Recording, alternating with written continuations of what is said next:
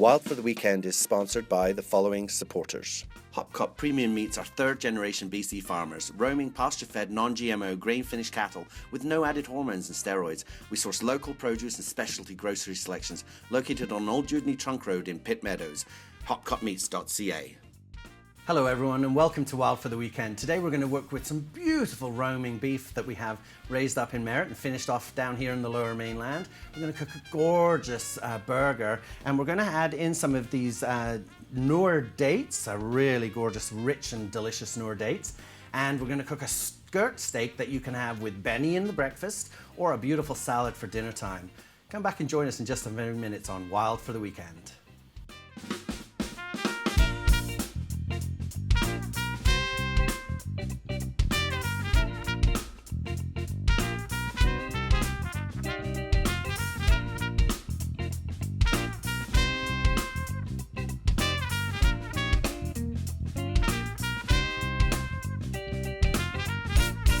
Welcome back to Wild for the Weekend, where we're going to be doing some really fun work with our beautiful roaming beef.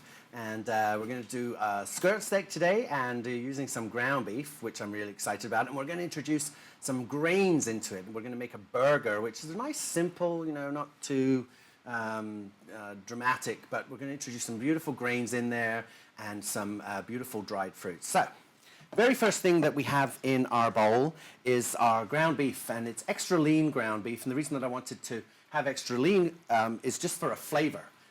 When you have roaming pasture-fed beef, it has a slightly sweeter flavor, so I want that to come through a little bit in the burger. So, to it, I'm going to add onions, and we're going to add a little bit of cayenne pepper, about a teaspoon of cayenne pepper, not too much.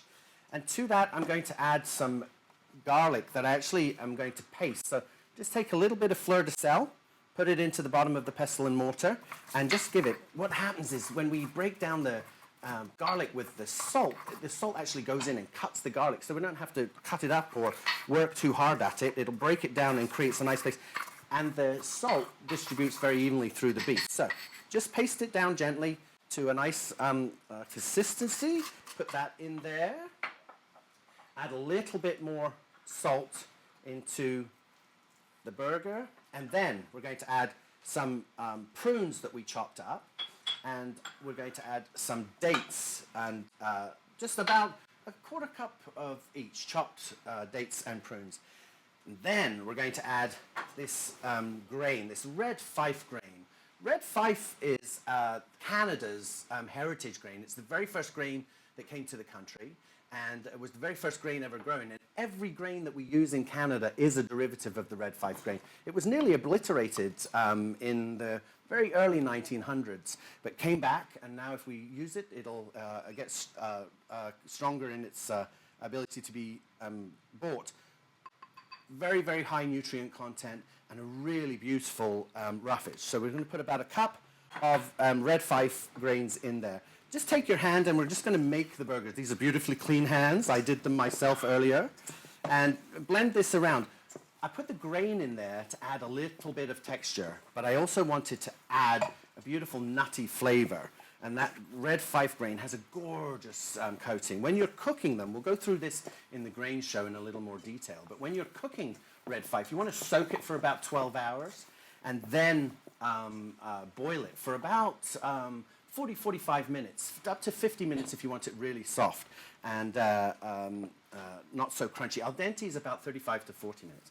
So, mixed all those ingredients together. Just going to make our burger forms and put them onto our tray. This recipe will produce about 6 or 8 burgers, and you want them to be about 6-7 ounces each, and with a good distribution of that grain. So mix them well when you're mixing them together. And put them to, now one of the things you'll notice, I didn't wash the ground beef. Some people say, can you wash the ground beef? No, you can't. Don't worry about washing the ground beef. Know your butcher and know the ground beef is fresh. That's the main thing. And everything will be just fine. There's been a lot of chat recently about beef, and is roaming grass-fed beef better for you than regular GMO'd corn-fed beef? And the truth is, grass-fed beef is much, much better for you. It has far richer, higher levels of omega-3, which is surprising because it's a fish-based fat, but the omega-3 is excellent within beef, and especially roaming grass-fed beef. It also has very, very high, I'm going to have to read this word, oh, it's such a big word, laconic acid. The CLA, which is really good for your body, is a real cancer fighter and really does diminish the cancer properties and increases free radicals in your body. So it's very, very good. Take a tiny little bit of olive oil and just rub the top of the burgers. You can grill these, you can broil them, you can put them in a skillet. I'm going to put mine into the oven and just bake them. We're going to bake them at about 450 for about 12 to 14 minutes. And that'll give them a really beautiful medium cook and a nice kind of crunch on the outside without it charring. So into our oven, just pop it into the middle of the oven. Cook that for about 12, 14 minutes. And it's so beautiful. And we'll come back and it'll have a lovely juicy center. We're going to make the topping for our burger. And for this, really simple, a tablespoon or two of olive oil into the skillet, some whole tomatoes, I want to put the whole ones in there, and some onions.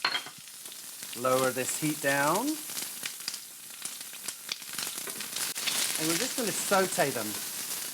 The tomatoes will break and get lovely and jammy, which is really nice. And to that, I'm going to add some chives. Just gently chop the chives. I wanted to talk to you a little bit about the grain that we use, the red Fife grain that we use.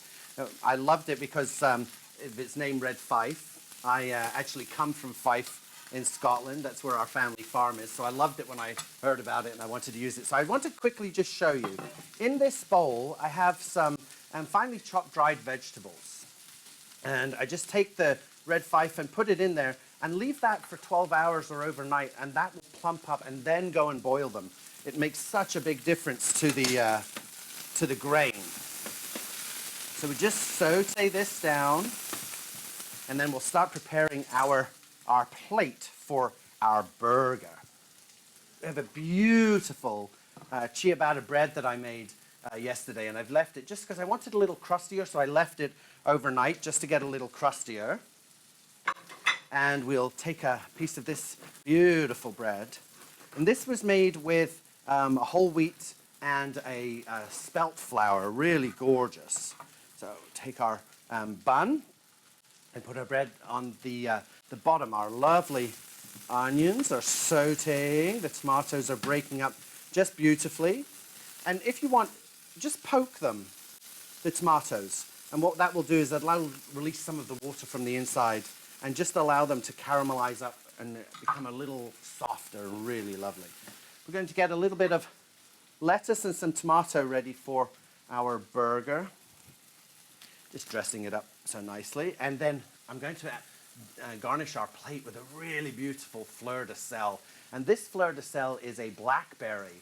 And this comes from Salt Spring Island. We're going to talk an awful lot about this salt in the series this time, but I love this one. I love it because of the color of it. I love it on the plate.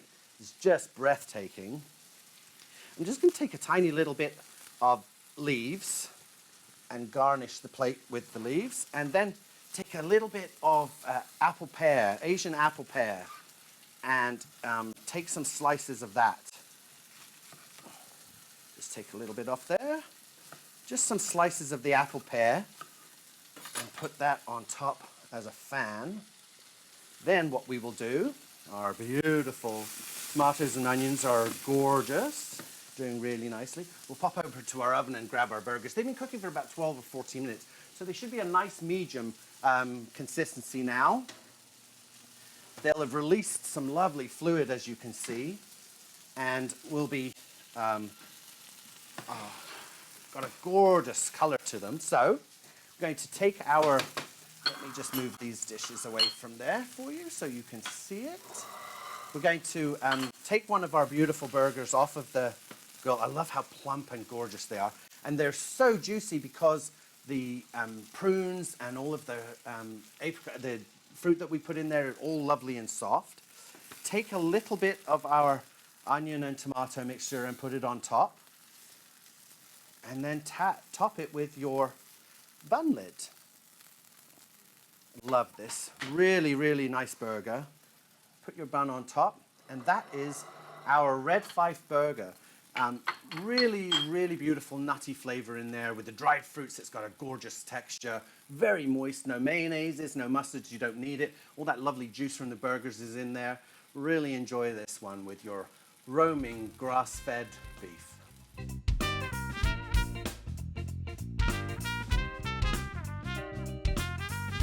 Wild for the Weekend is sponsored by the following supporters. Hopcop Premium Meats are third-generation BC farmers, roaming pasture-fed, non-GMO, grain-finished cattle with no added hormones and steroids. We source local produce and specialty grocery selections located on Old Dewdney Trunk Road in Pitt Meadows.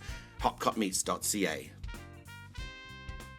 West Coast Wild Foods, foraged wild mushrooms and truffles harvested from the Northwest Territories to southern BC. westcoastwildfoods.com, a wild foods company. Mobile Bandit is an app that helps you find local deals on your smartphone. Downloadable on all devices and no membership is required. Visit mobilebandit.com for more info.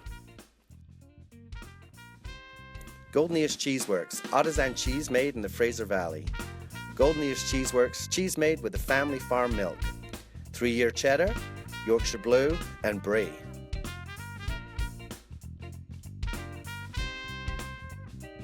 Hagensport Chocolates is a boutique Vancouver-based chocolate company that has been producing European chocolate since 2006. Pure Verona chocolate.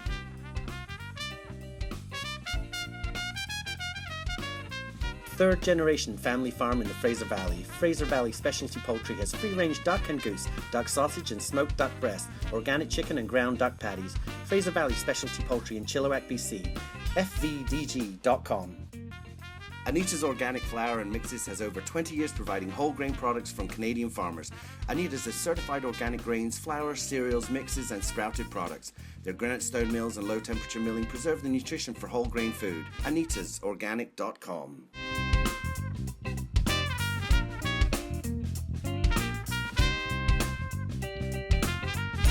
Welcome back to Wild for the Weekend, where we're working with some beautiful roaming, foraging beef that comes from the interior of BC and is finished down here on the lower mainland at my local butcher, and I just love it. And what I adore about this beef is there are no pesticides, no GMOs, and even to the point where they grow their own corn to finish these cattle. That is a non-GMO'd corn, so it's a beautiful organic corn that the cattle get fed. They're getting fed cattle better fed than we are sometimes. So we're going to cook a skirt steak, a beautiful skirt steak. I wanted to show you a skirt steak because it is the simplest steak to cook. It is one of the most underused steaks, and it has one of the richest, deepest flavors. And the key in a skirt steak is do not overcook it. If you're a well-done steak guy, this is not your steak. If you like your steak medium to medium rare, this is the steak for you. It's got a beautiful, rich, gorgeous flavor. So I've not used the word gorgeous as much because apparently it pops out of my mouth like Smarties. So first thing we're going to do is take our beautiful skirt steak. We have a whole one here, and I don't need to use all of that just now. So we'll take a little bit of olive oil. There are two trains of thought. There is the train of thought that you put oil into a skillet before you put the steak in, and then there is the train of thought that you oil the beef before you put it into the skillet. I am of the school that you oil beef prior to putting it into the skillet. You don't oil the skillet and drop the beef in. So just a little tiny bit of olive oil, a little bit of salt, not too much. I don't want to do too much on there. And a little bit of cracked black pepper. Now, we're going to cook this, and excuse the noise in the kitchen today because we have the fan on because I'm going to create a lot of lovely smoke. But we're going to put this steak into a hot skillet. Beautiful. And we're going to turn this steak every minute or so. And the key to cooking a good steak is to do what chefs do, and that is to turn it every minute or so. And give it about a minute on each side to cook, and what that will do is that will evenly cook this steak. This beef is so beautiful, and beef in North America actually came here in about 1611. The English brought it, and beef became kind of a raised stock But originally, I mean, we've been eating cattle for millennia, really. But one of the keys is that the first people to start raising cattle for real food is pharaohs in pharaonic times. And they would have an aurochs, which is a very similar animal to the cattle that we have today, as their primary beef source. So the steak's been cooking for a good minute. We're just going to flip it over and do the same on the other side. Keep that temperature high. Keep that caramelization really beautiful. We're going to allow it to cook on the other side for a minute, and then we'll flip them again. Throughout the process, we'll just flip it. Now, to this skillet, I'm going to add just a little bit of butter. Let that reduce down, and then I'm going to add some shallots. And I want these shallots just to saute down gently. This is a topping we're going to put onto the skirt steak as a garnish. And so we're just going to saute them down. And I've kept it to one side of the skillet so it doesn't interfere too much with the skirt steak. The steak will still cook and still be beautifully caramelized on the other side. Take a little bit of parsley. Remember, and treat your parsley just like a flower. Keep it in water and keep it lovely and moist. Just a rough chop on this parsley, nothing too dramatic. One of the funny things about this skirt steak is I took it home the first time when we were testing this recipe, and I said to David, so we're going to have some skirt steak, and he goes to me, this is a steak that the cow eat where or what? The skirt steak just comes from the area of the cattle, and it's on the outside of the rib cage, beautifully tender. Again, you can see that I'm turning that. Now, to the lovely shallots, I want to add just a little bit of dried fruit, some cranberries maybe, beautiful. Some cherries, if you have cherries, beautiful. And then again, dates or prunes, beautiful in this, and really rich with this red beef. Really, there's a slightly sweet taste to roaming beef. It has a slightly sweeter taste than regular beef. That's because of the grass that it eats and the foraging that it does and the weeds that it's eating and all those kind of things. And it has a great deal to do with the soil as well. So I tend to put into the product what it's eating when it's out there in the pasture. So, lovely dried fruits from British Columbia. We're going to take a little bit of tarragon and chop that. Tarragon is primarily used in a béarnaise sauce, but I wanted to introduce the flavor because it has that beautiful licoricey flavor that goes deep, and it's really, really delicious. So we're going to take a little bit of that and take our parsley and pop that into there. And we're going to leave that on the chopped parsley on the board. I'm going to take some almonds, and I'm doing this just for a little bit of crunch. This is a texture thing, so that the beef has got this gorgeous, tender, sinewy gorgeousness, this lovely topping that we're going to put on, and I want to add a little tiny bit of a crunch, so we're going to add almonds to that. And just rough chop. These are unbleached almonds, just rough chopped in their skin. We're going to warm these so they release a tiny little bit of their oil, but not too much. We're not going to do anything to them. We're not toasting them or anything like that. So, put that onto our skillet, turn that around, and we're going to remove our steak and just leave it on the board. And this is a different board than I used for cutting the steak, so it's a good board to serve on. I like leaving the chopped parsley and everything on there. It's a little bit of a garnish. Let me just move some of these dishes out of the way for us so we can see this. We want to let this rest for about 3 or 4 minutes. We don't want to let it rest too much longer than that, but I want to show you quickly, while this is just finishing, these beautiful shallots and the onions are just finishing, I want to show you how to test a steak is done. So take your hand, if you're left-handed, right-handed, whatever the hand is, and I want you to push this little part of your hand here that is the fattiest part. That is a blue rare steak. If you do that and then you push on the steak, you can get the same texture. You'll know that it's a rare steak. So if you put your forefinger and your thumb together, you'll notice that it gets a little bit harder. That's a medium rare steak. This one here, if you push it in your middle finger together, it's a little bit harder.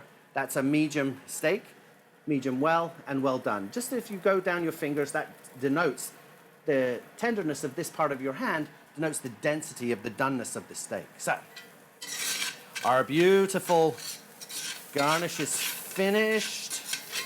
We're letting this rest, so the beautiful jus in the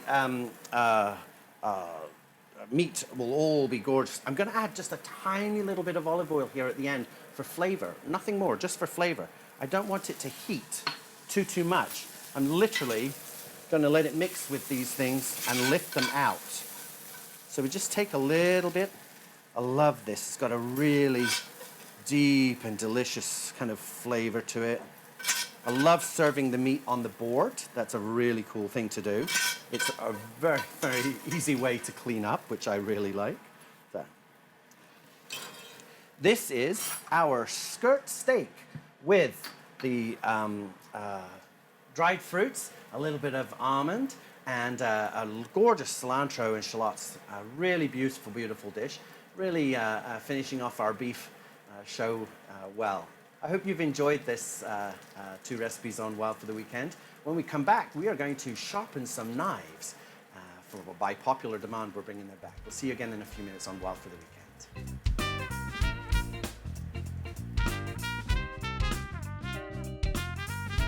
Wild for the Weekend is sponsored by the following supporters.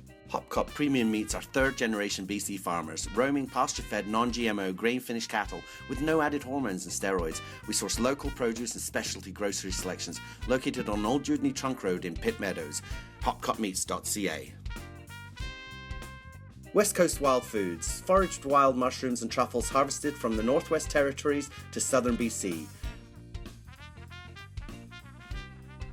westcoastwildfoods.com, a wild foods company. Mobile Bandit is an app that helps you find local deals on your smartphone. Downloadable on all devices and no membership is required. Visit mobilebandit.com for more info. Golden Ears Cheeseworks, artisan cheese made in the Fraser Valley. Golden Ears Cheeseworks, cheese made with the family farm milk. 3-year cheddar, Yorkshire Blue, and Brie.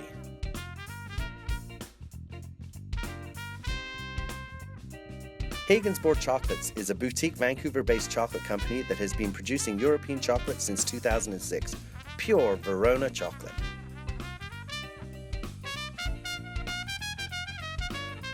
Third generation family farm in the Fraser Valley. Fraser Valley Specialty Poultry has free-range duck and goose, duck sausage and smoked duck breast, organic chicken and ground duck patties. Fraser Valley Specialty Poultry in Chilliwack, BC. fvdg.com. Anita's Organic Flour and Mixes has over 20 years providing whole grain products from Canadian farmers. Anita's is certified organic grains, flour, cereals, mixes, and sprouted products. Their granite stone mills and low temperature milling preserve the nutrition for whole grain food. AnitasOrganic.com.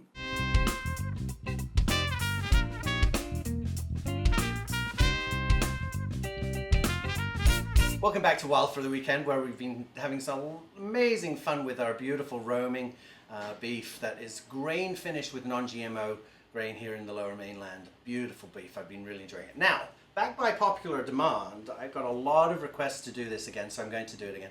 And that is how to sharpen a knife. A lot of people have been asking about this, so I thought I'd give you a tip. The first thing is, when you pick a blade up, you pick it up, you use it. You put it, clean it, you put it away. Those are the basic rules. If you touch a knife, you use it, you clean it, you put it away.